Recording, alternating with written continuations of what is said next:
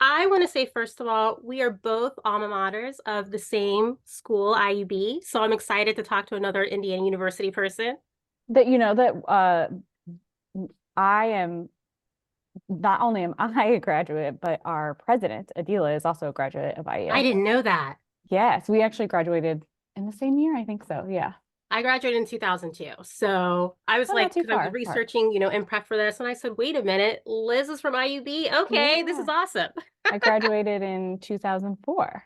Nice. Well, I appreciate you, first of all, taking the time. We met earlier this year. Well, virtually met earlier this year when we included products within our photo shoot. And then also, we have always just been a fan of the brand since it launched. So we love the fact that with this being the Athleisure Mag Summit series, we're able to talk to brands and people that are involved in the brand in order to get to know more about them, and then obviously put it up on our YouTube channel and having you in our December 96 issue next Friday. So I'm just so excited.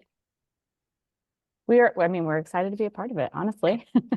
Well, so before we start to dig into all things BEIS, I'd love to find out more about you. Like I said, the fact that we are from the same college makes me excited. Can you walk us through previous brands, positions, and things that you did prior to coming to BEIS? hmm So I actually sorry, my dog is like literally crawling up onto my Oh, I love a doggy moment. Oh, It's hard to stop him once he's decided that this is where he wants to be. he's in there too. Um, Hello, puppy. this is Gatsby. Oh, get Um, okay. so honestly, it's meant if you went to IU and you lived in Indiana, then you probably know the brand Vera Bradley. Yep. Um, it's a very popular Midwest, Southern, East Coast brand. I spent 12 years with Vera Bradley. I'm like, was it 12? I pretty much right out of college went to Vera Bradley, started working with them. I actually started on their cutting room floor because I was just out of college. They didn't have very many positions open. And I knew that if I was going to stay in Indiana, this is probably one of the only opportunities that I had to work in design and creative and all of that. Hmm. So it was sort of like a opportunity to get my foot in the door. I ended up working on the cutting room floor and like sewing placemats for like my first 8 months there on a second shift, like midnight to I can't remember, or maybe it was something to midnight. I can't remember. Um, and then used every opportunity that I could to get in front of the people that I needed to, went to company events and chatted with people and pretty much like was very persistent. Uh, Applied for every internal job that I thought that I could potentially do or that my degree supported. I was an art major, a fine arts major, so I studied a lot of sculpture, but primarily I studied like textile design Hmm. as it pertained to art. Um, so anyway, did that. Ended up getting an assistant in the product development department Wow. and just took on more and more tasks as they thought was fit, which it was great. I was under the essentially like the VP of PD and the VP of design and the co-founder of the brand, Barbara Bradley Backgard.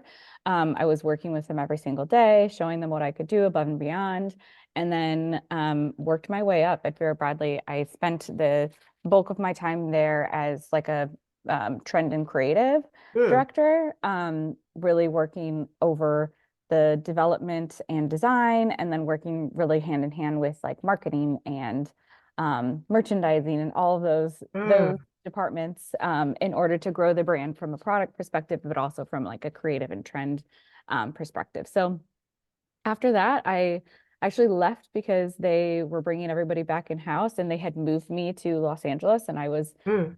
not willing to come back to Indiana. Hmm. And yeah, then I kind of honestly like they reached out to me and Beach House Group that is a co-founder of BEIS reached out to me and I started working here.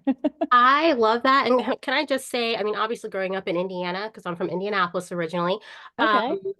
I remember Vera Bradley with the Bible book covers. And then once I started styling, and I have so many of their bags, I'm like, oh my God, how did they go from the Bible book covers to just this expansive line, which I find to be amazing. So that is so awesome. Yeah. I mean, it was honestly like the position that I held with them was just incredibly rewarding and taught me so much. that I was able to reciprocate into my knowledge here for BEIS. Well, I love that. And so, tell us about what you do at BEIS. Yeah. So BEIS is a travel brand, but we more so are like this on the go brand. Hmm. And we really are sort of the pivotal white space of a brand that is giving you this affordable, highly functional product, but also looks really good. And then with our own personal creative spin on it, which is essentially like putting a little humor to it, a lot of lifestyle. We are definitely incorporating high fashion, all of that. So I am the SVP of brand and creative. So essentially I am over our product and design team, our creative team, and our marketing team. Mm, It's a that's a lot. big umbrella. It's a very big umbrella.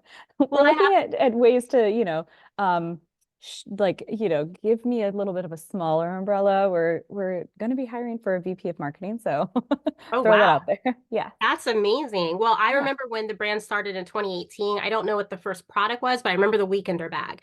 And as Yes. someone that, in addition to being the co-founder of Athleisure Mag, I'm also a fashion stylist and accessory expert. Yeah, I travel, but then I need really good bags for lugging to photo shoots and dealing with celebrity clients. So to see that you guys have created such an assortment and so many different like items that you can use for different things, it's truly, like you said, that on the go, functional situation. So, what is the ethos of the brand, and why did Shay Mitchell want to create it? So honestly, the ethos of the brand is to be in that white space of creating an on-the-go brand. And it was very intentional that we actually launched the brand with bags and not with rolling luggage. And that came later in 2019, as you know. Hmm. This ethos of creating like this lifestyle on-the-go brand actually really helped us through the pandemic, like through 2020 and 2021, when travel felt like it was really at a halt. Yeah. And I would say primarily because we could easily pivot to bags that you use on a day-to-day basis, on a walk, etc. So really the ethos of the brand is kind of creating this like fun lifestyle brand that is relatable, affordable, and accessible to multiple people. And it's on the go, right? It's like Hmm. you're always on the go. Like you're going to the gym, you're going to the grocery store, you're going for a walk, whatever it is that you're moving to. Hmm. Um, Shay is Shay's an incredibly like she's an incredible partner in this brand.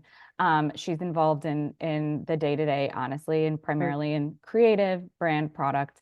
And the positioning and the reason why she really wanted to develop this brand is centered into the ethos. Yeah. She travels a lot. She had her YouTube Shaycation. And she was traveling a lot for her job. She's traveled since she was like 15 years old when she Mm. started like footprinting in the industry. She lived in like Thailand or Bangkok or something for a while. So travel is like in her blood. So she knows it, she Mhm. understands it. And what she realized was this gap in the industry of like really expensive bags were great looking, but had zero function. Really cheap bags had like some function, but looked really cheap. So Yeah. she was like, where is like the perfect bag that like is in the middle of that? And the Weekender is actually based off of a bag that she carried that she loved. It was a beige bag. And she wanted to design off of that bag that she had and loved for so long and sort of like got scuff marks and like got dirty. And that was like a badge of all of the places it had been.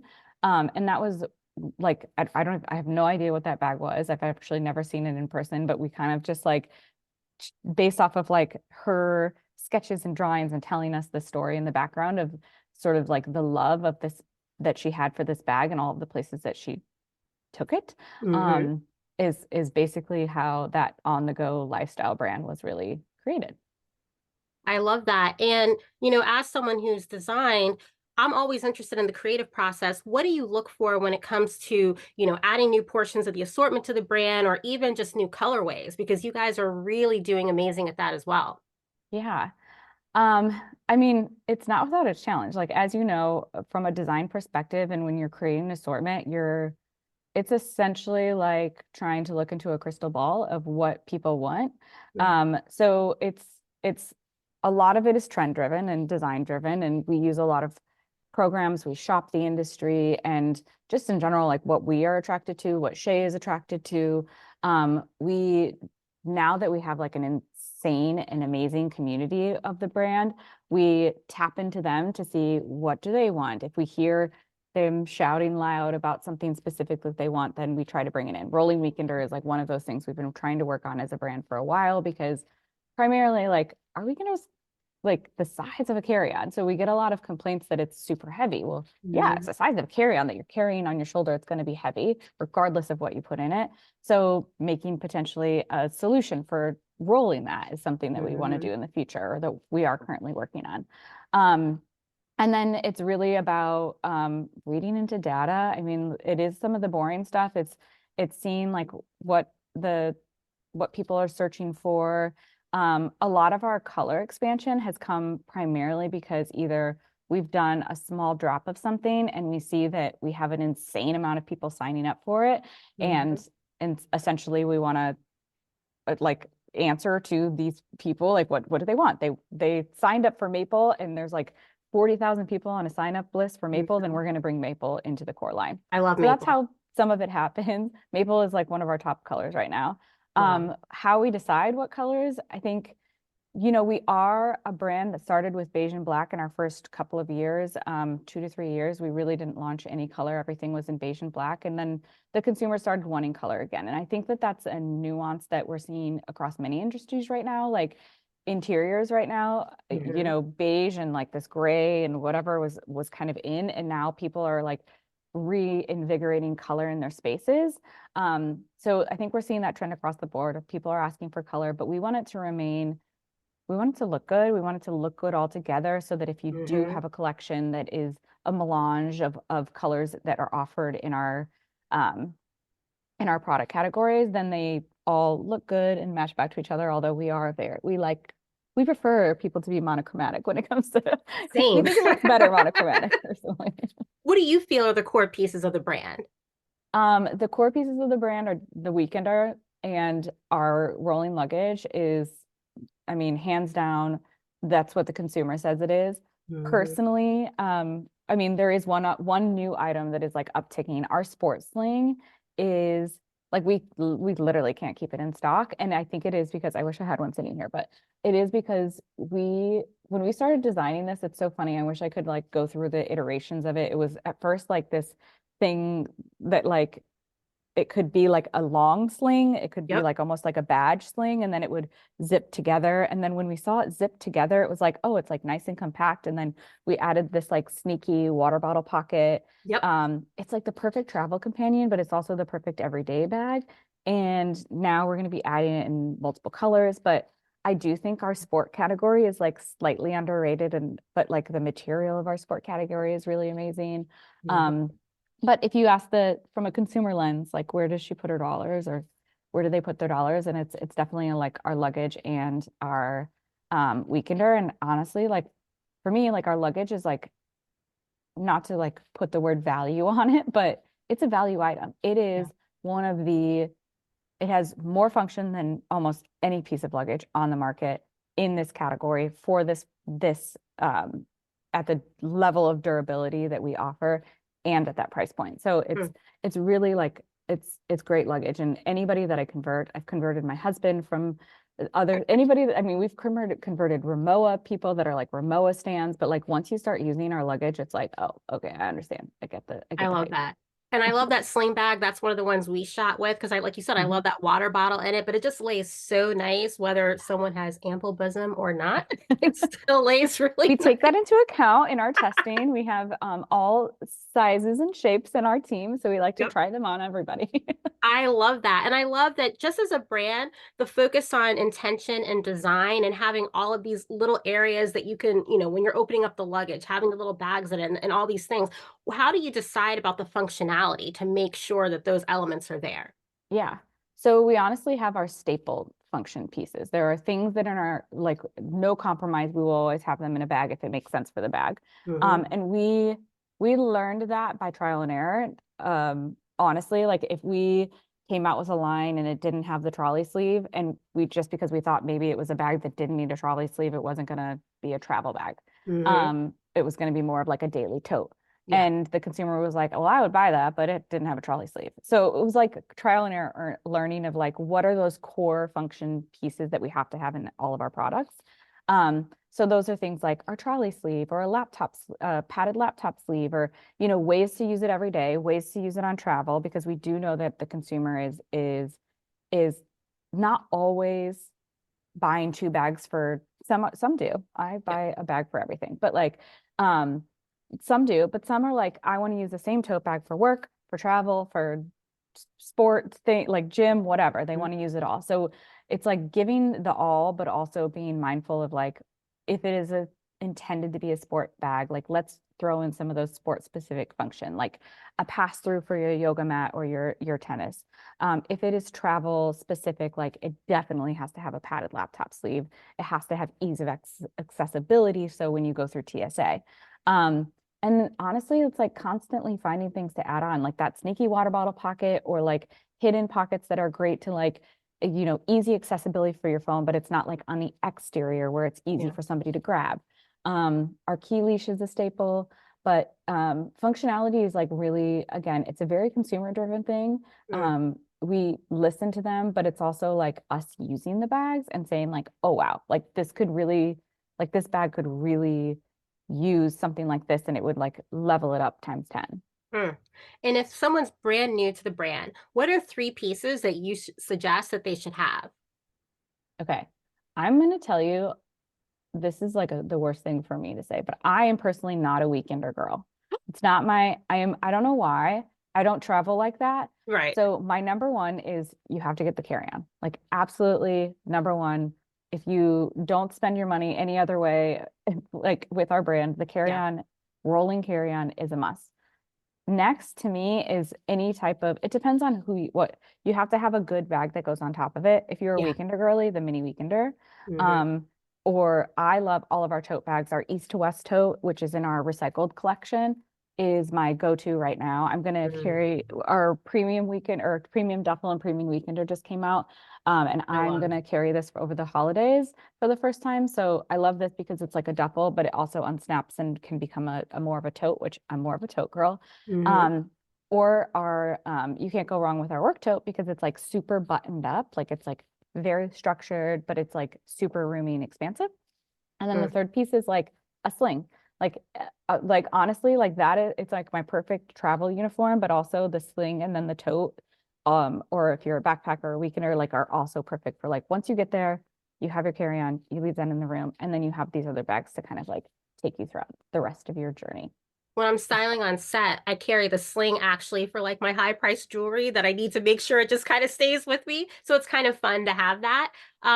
I also love the engagement of what your brand has. I mean, you have got some people who are just down for the brand. And then you guys had that amazing hotel like partnership or collaboration that you did in Dallas and LA. So can you tell me more about this? And do you plan on rolling more of them? And are you coming to New Mhm. York with that? Well, okay, so you just missed us in New York for we did a week-long I pop-up saw with the quick Shopify. one, yeah. Okay. We so yes, our community is insanely engaged. Like sometimes scarily, which we actually love. It's like people either love you or hate you. And Hmm. we have a lot of love. So we're super fortunate with the fact that we are able to engage with our community. And one of those ways is through these experiential um, pop-ups essentially. Hmm. The one in New York was again just a very short stint, but the base hotel pop-up was actually our very first pop-up was the base motel, and it was Hmm. in the glass box in LA at the Grove. And we wanted the next iteration to be even more experiential. And we definitely are going to continue to create experiential touch points in real life with our consumer. Next year, our first one will actually be a loyalty based or a service based pop up. Hmm. One of the things that we hear our consumers say often is how our product is maybe harder to clean, or like Hmm. how do you keep your product so like it lasts lasts very much longer. And so we're going to be popping up with what we're calling the base wash, and Hmm. we've partnered with a couple of cleaning brands, and they have helped us create some formulations to get certain stains like wine, mascara, Sharpie, like scuffs, Hmm. marks, whatever, out of bags. And That's so we're smart. going to pop up. This one's just a short one. It's a weekend, but primarily we're going to use this as a way to service people, like bring your bags in and we will clean them up for you, but we'll also potentially do some live streaming and show people how to clean their bags themselves at home. And we will potentially make this kit for sale that they can purchase and then use it to keep their bags looking good. I love that. And the campaign imagery, I love the images that you guys do. How long in advance are you planning those types of things? Like, what's that like when you're trying to figure it out? So our creative process, honestly, it starts probably 18 months out when we're designing the actual collections. We have been a very dropped base brand for the last 5 years. We're going to start moving away from that and like really driving into our core, the core of the brand, which is, our luggage, our weekenders, those things. And a bunch of my team is popping on. I see. I see that. I'm catching them all. um we also they also a lot of support for for me and for each other, as you can Mhm. see. But that's essentially when the creative process begins. And we not only does the essentially like the design and the product sort of speak to how we end up doing the creative. I think I sent you some photos of our slate collection. Yep. So the slate collection is we launched that last year in January with our sport collection. And it was essentially a color that the consumer really loved and wanted us to bring back. We actually brought it back in a very short, small way with Nordstrom for their anniversary collection Hmm. in July and realized there's even more demand for it. So the slate collection, I sent you some of those images, and it's all like our whole campaign is clean slate. And we really drove into that with this whole like kind of car wash scenario. So honestly, it's about having fun. Like when we're like really going through this creative process, it's about having fun. It's about things that like are fun and interesting to us, but we also think that the consumer will be like, okay, that's like a really cool idea. And it makes sense with the brand in some way or another, but also is like a little bit fashiony and Hmm. just interesting. It's not just like we're showing bags and I mean, we do show bags in hotels and rooms and things like that, and those Right. perform amazing, but sometimes it's about having a little bit of fun too. I love that. And, I definitely love the images. And obviously, when this video is on our YouTube tomorrow, we're going to have all of those images in there so people can get that feel of the brand and how exciting it is. So what are some of the projects that you've been a part of that you've really been excited, to have your fingerprint in there? Um, for base specifically, I'm guessing. Yeah. Um, wow. Okay. So our pop-ups for sure.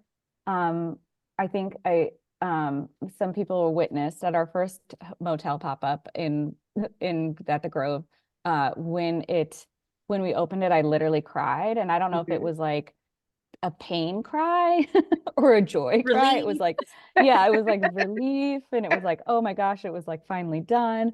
That one was super exciting for me. It was honestly the first time that I had done something like that and felt like I've really like owned the process. I Yeah. also just think like the creative and the look of it was just so cool. And to see people's reaction at the Grove, like there's a new pop-up in there every single month. And people Mm. were walking by and they were just like, wow, this is the best one I've ever seen. I've never seen Wow. anybody like integrate, so many things into like a 2020 square foot space. Hmm. And that was like truly a testament to like how we as a brand look at everything. Like Yeah. it is like when we're doing something, we like go like as in as we possibly can. It means that Mm. like we're going to look at it from all angles. How are we putting in social? What does this look like on the website? Like how do we like entertain and invigorate the consumer at every touch point, no matter where we are and what we're doing? Mm. So the pop-ups have been amazing. And then I would just say like in general, the growth of this brand. Like it Yeah. has been, I've been here for 5 years since we've launched the brand, and Mm. there's two people essentially on the brand that have been here longer, and that's Shay and Adila, who's actually on the call.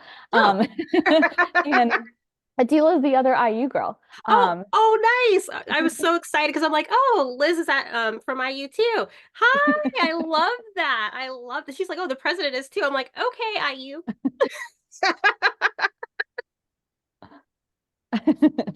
um, So anyway, we like just seeing the growth of the brand and seeing how much like when you go from a team of 4 or 5 to a team of now almost 40, Mm-hmm. it's like it is like so incredibly rewarding. And I've gone from a position of like I'm like you're literally the person that's doing most everything because there's only 4 people Yeah. and it's like those 4 people are split out doing everything in the business. And yes, Mm-hmm. we were only 4 people for a very short amount of time, but like Right. we grew to 7 and then 12 and now we're almost 40. And to see the growth of the brand and honestly like how my position has changed from like a doer to like a cultivator of all of these people, like now we're teaching them and they're Mm. helping us grow this brand in a way that is like beyond our wildest dreams. Like I think that that's like probably one of the most rewarding and awesome things. That's amazing. And to be able to see that and to know the amount of footprint you have, I mean, is amazing. And it's 40 people doing it. I remember when I worked at Lacoste many years ago and I worked on the wholesale team, we were 60 people for the entire United States. And we were like stretched then. And so that's just, it's so crazy to think about how many things people do to make something that people think, oh, there's thousands of people. And it's like, not Yep. really. Nope. Like you raise the curtain and it's Yeah, just you're the like, two of us. oh.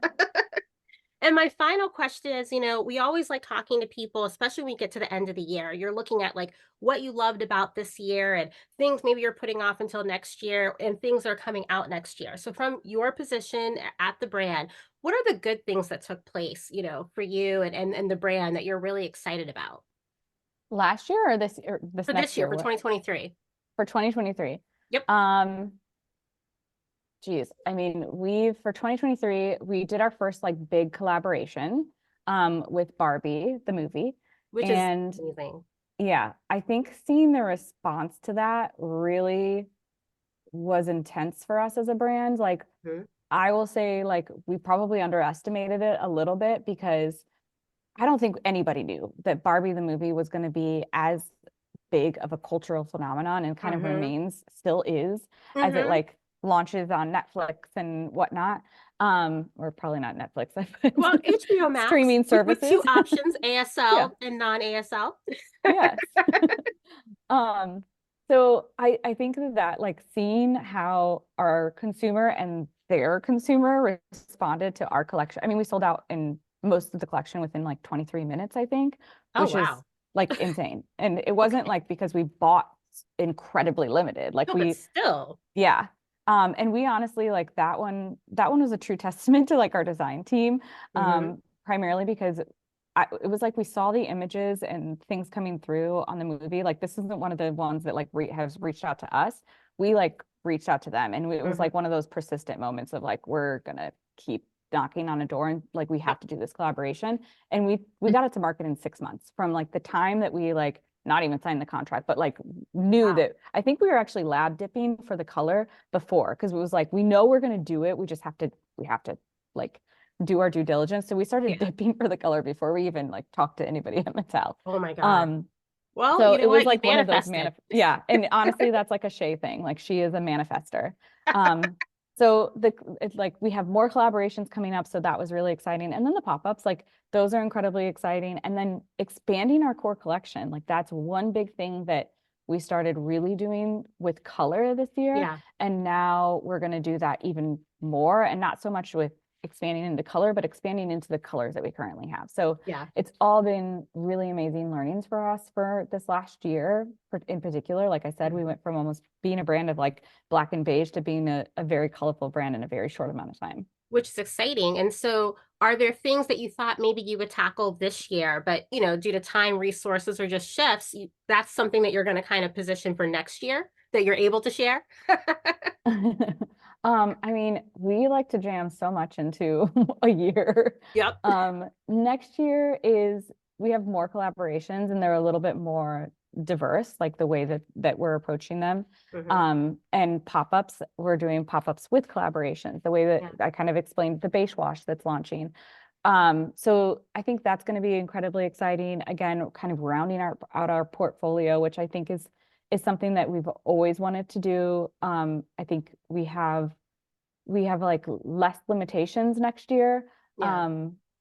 for developing into those assortments than we did in previous years. So I think that that's probably what's most exciting. And then as we look in even into the future, like I think we're excited about how we are a consumer-centric brand, but how we involve our community even more. Yeah. I think that's like honestly what we're looking for, and really diving into like similar to what we're doing at the base wash, like providing our consumers with services that like they've kind of asked us for, like Yeah. ways to clean their product, or I don't want to say too much.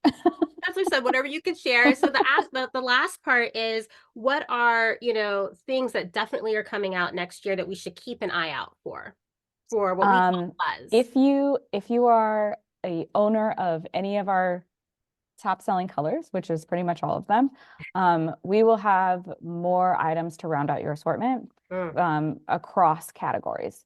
That will be the big thing. And then we are also towards the end of the year, we have two big collaborations, maybe more, but like from a product standpoint, Yeah. two, I think. Um, we'll be expanding into our kids line. We launched our kids line, and we'll do more. We're going to be doing more with our kids line. And then, oh my gosh, what else? Like towards the end of the year, we are launching a collection that is like totally supposed to be like, we're working on it to be like completely washable. So that if it's Oh, a wow. travel bag, duffel, whatever, it kind of goes back to my Vera Bradley days, because all of the Vera Bradley bags were really washable, and it just seems like something that the consumer's asking us for. So those are the Well, big things. I think it's all exciting. Like I said, it's so exciting. Since we launched in 2016, there were other brands that launched within either the same year, right before us, or a couple of years after. And watching the growth, and like I said, the dedication to the details and the colorways. And I am a monochromatic girl, so I love when there's tons of things that all What's your match color together. choice? I You love said maple, but I love maple, and I also love the green. I don't want to call it dark mauve, but that olivey. it's olive. It's this one right here. Yes. I love an olive or a black. I mean, obviously, yes, I'm from Indiana, but living in New York, it's just easier when everything's black. So my pop of color is green. But I just love like the statement it makes, and you can literally go anywhere with it, and how lightweight it is. So I just think that you guys are doing such an awesome job. And now that I know that there's so many IU people that are also at this brand, it makes me even more so excited. So I'm glad that you took the time, and I'll make sure you get everything from when we drop it on YouTube tomorrow, as well as when our issue drops number 96, which I'm super excited about. And I hope to continue to do more photo shoots with your brand, because it's just so fun and so cute. And I love supporting things that make me excited and happy to use them. Yeah, absolutely. Just reach out. We'll send you product.